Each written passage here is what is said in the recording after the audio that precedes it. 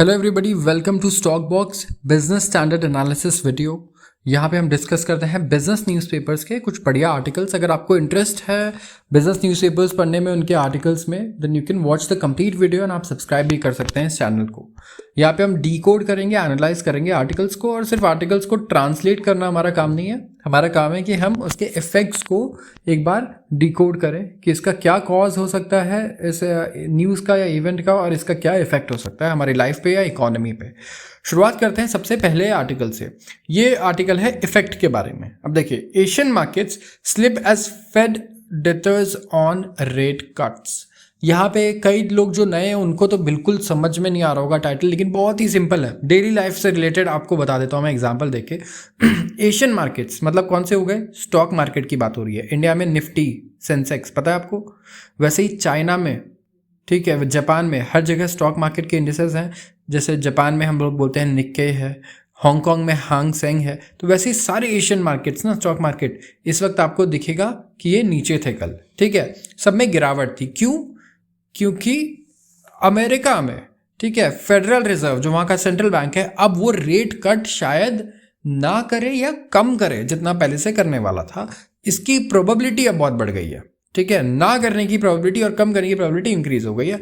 तो इस बेसिस पे एशिया में मार्केट डाउन है। तो अब देखिए दुनिया कितनी ग्लोबलाइज्ड है अब, ठीक है, पूरे एशिया के मार्केट गिर रहे हैं सिर्फ एक अजम्पशन पे कि आगे ऐसे होने के चांसेस ज़्यादा हो गए हैं, which is which is in it self ये स्टेटमेंट आपको बता रहा है कि कितना ज़्यादा इंटरकनेक्टेड हो चुकी है अब दुनिया और कितनी ज़्यादा ग्लोबलाइज हो चुकी है। और यही एक तरीका था जो लोगों को लगता था। देखिए, जो ग्लोबलाइजेशन के फेवर में लोग थे ना, उनको ये लगता था कि कंट्रीज़ के बीच में अगर आपको कॉन्फ्लिक्ट को ख़त्म करना है तो ऐसे सिचुएशन क्रिएट कर दो कि दोनों एक दूसरे पे डिपेंडेंट हो, तो दोनों लड़ेंगी, चलिए मान लेते हैं वो लड़ेंगी, बट कभी भी वॉर जैसी सिचुएशंस क्रिएट नहीं होंगी उन कंट्री के बीच में। तो ग्लोबलाइजेशन का इम्पैक्ट ये, और इसीलिए आज जब देखते हैं जब दो कंट्रीज के बीच में कॉन्फ्लिक्ट हो तो सारी दूसरी कंट्रीज उसमें बीच में आ जाती हैं, क्योंकि भाई उनके आगे का जो फ्यूचर है, प्रोजेक्शन है, सब कुछ इस पर डिपेंड करता है, सब कुछ वो डिस्टर्ब हो सकता है वहाँ से, राइट। तो आगे आर्टिकल एक बार देख लेते हैं क्या कह रहा है। आर्टिकल ये कह रहा है, सबसे पहला पैराग्राफ अगर आप देखें तो एशियन स्टॉक्स यहाँ पे थोड़े नीचे बंद हुए, ठीक है, जितने भी स्टॉक्स थे, और यहाँ पे हॉकिश कमेंट देखा गया फेडरल रिजर्व के चेयरमैन द्वारा, जिनका नाम है जेरोम पॉवेल, ठीक है, जिसकी वजह से S&P 500, ये यूएस का स्टॉक मार्केट है, इसमें भी गिरावट देखी गई। इसके साथ ही 2 ईयर ट्रेजरी यील्ड्स ये भी 5% पे चले गए। तो क्या हुआ? हॉकिश कमेंट्स, हॉकिश और डॉविश दो स्टेटमेंट्स होते हैं, दो तरीके के। तो कहीं भी आरबीआई है जैसे इंडिया में, वैसे यूएस में फेडरल रिजर्व है, ठीक है। जब भी सेंट्रल बैंक ये कहे ना कि नेगेटिव मतलब जो मार्केट के लिए नेगेटिव है, जैसे कि इंटरेस्ट रेट हम नहीं घटाएंगे और महंगे कर देंगे ब्याज दर, तो ये इसे हम कहते हैं हॉकिश स्टेटमेंट्स। डॉविश स्टेटमेंट क्या होता है कि नहीं, हम ब्याज दर को कम कर देंगे, हम इंटरेस्ट रेट और घटा देंगे, ठीक है, आपके लोन और सस्ते कर देंगे, तो ये डॉविश है। तो यहाँ पे नेगेटिव स्टेटमेंट आई, जिसकी वजह से यूएस के स्टॉक मार्केट में गिरावट देखी गई, और जो बॉन्ड्स हैं यूएस में, इनके यील्ड बढ़ के 5% पे आ गए। ऑफकोर्स इंटरेस्ट रेट अगर आगे बढ़ने वाले होंगे तो बॉन्ड यील्ड्स तो बढ़ेंगे ही, और पैसा भी ज़्यादा बॉन्ड्स में लगाया जाएगा। बॉन्ड्स और स्टॉक मार्केट दोनों ऑपोजिट हैं एक दूसरे से, आप ऐसे समझिए। स्टॉक मार्केट में क्या हो रहा है, आप कंपनीज में पैसा लगा रहे हैं, बॉन्ड में आप इंटरेस्ट के लिए पैसा लगा रहे हैं, जैसे एफडी होता है, लेकिन ये एफडी में फिक्स इंटरेस्ट होता है, इसमें वेरिएबल होता है, ठीक है। तो MSCI की एशिया पैसिफिक इंडेक्स में भी गिरावट देखी गई। बेसिकली एशिया के स्टॉक मार्केट्स को ये डिनोट करता है, ठीक है। पूरे साल का जितना गेन था वो वहाँ ख़त्म हो गया, ठीक है। इसके अलावा जापान, साउथ कोरिया, यहाँ पे अगर आप देखेंगे इक्विटी बेंचमार्क्स नीचे आए हैं, इक्विटी स्टॉक मार्केट। हांगकांग में बढ़े हैं, ठीक है, और चाइनीज़ तो अभी फ्लक्चुएट कर रहे हैं। चाइना में अपनी खुद की उनकी न्यूज़ है, ऑलरेडी 20 साल के वो लो पे चल रहे हैं, तो क्या बोल सकते हैं आप। ट्रेजरी यील्ड्स की अगर आप बात करें तो ये बहुत ही नैरो रेंज में है, ठीक है। 2024 के हाईज को इन्होंने ऑलरेडी क्रॉस कर दिया, क्लाइम कर दिया है।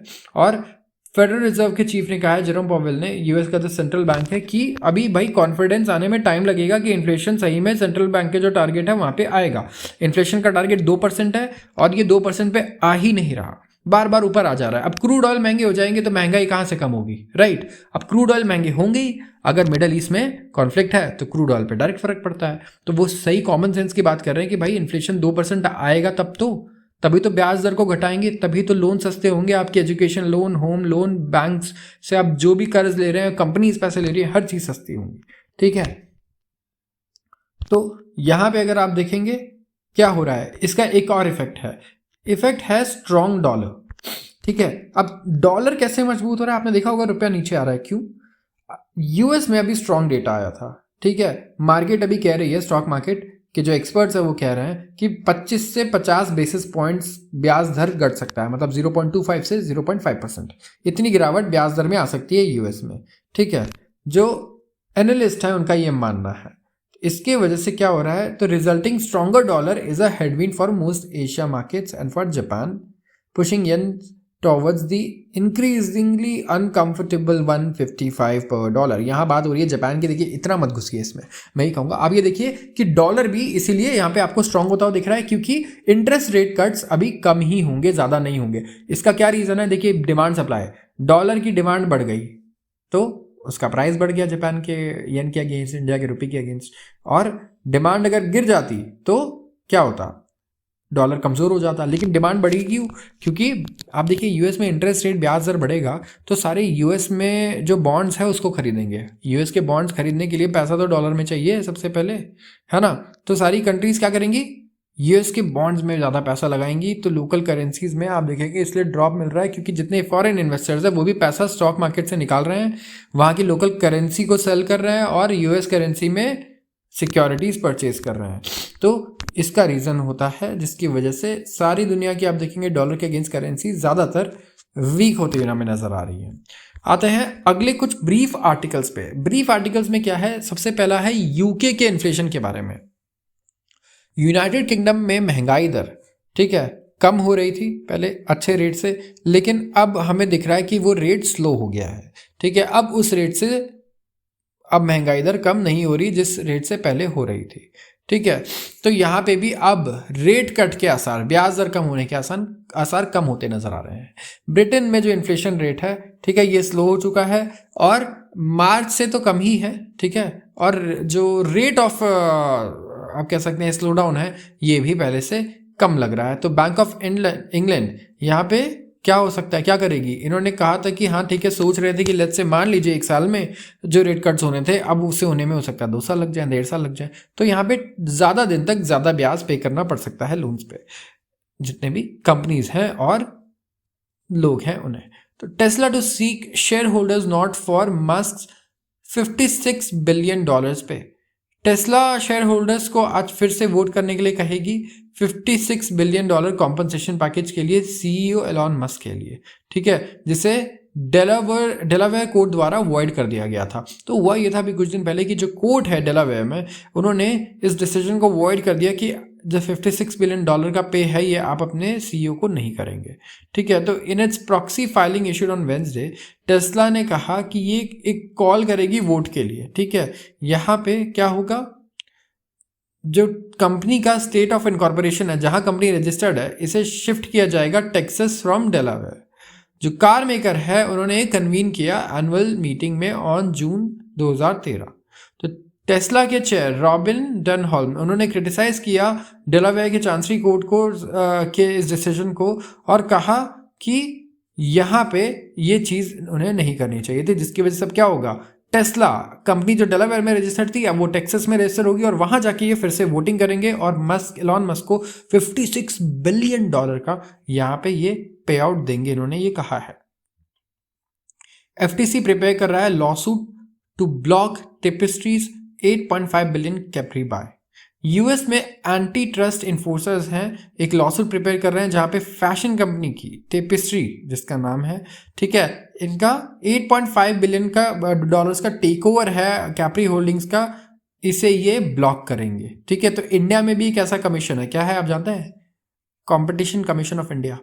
जब उन्हें लगता है कि कोई मर्जर हो रहा है, एक्विजिशन हो रहा है किसी कंपनी का जो कंपटीशन के लिए अच्छा नहीं है, तो वहाँ पे वो उनके पास पावर है कि वो उसे ब्लॉक कर दें।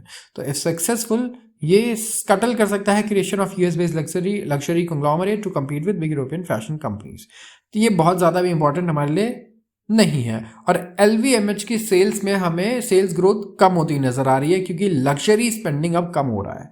यहाँ पे हम किसकी बात कर रहे हैं, लुई विटॉन आपने ब्रांड सुना होगा, बहुत ही फेमस लग्जरी ब्रांड है, ठीक है। तो इनकी सेल्स काफ़ी अभी दिख रहा है कि स्लो हो गई है पहले से, क्योंकि वेल्दी कंज्यूमर्स इन्होंने स्पेंडिंग कम कर दी है इनके हैंडबैग्स पे और हेनेसी के कॉग्नाक पे।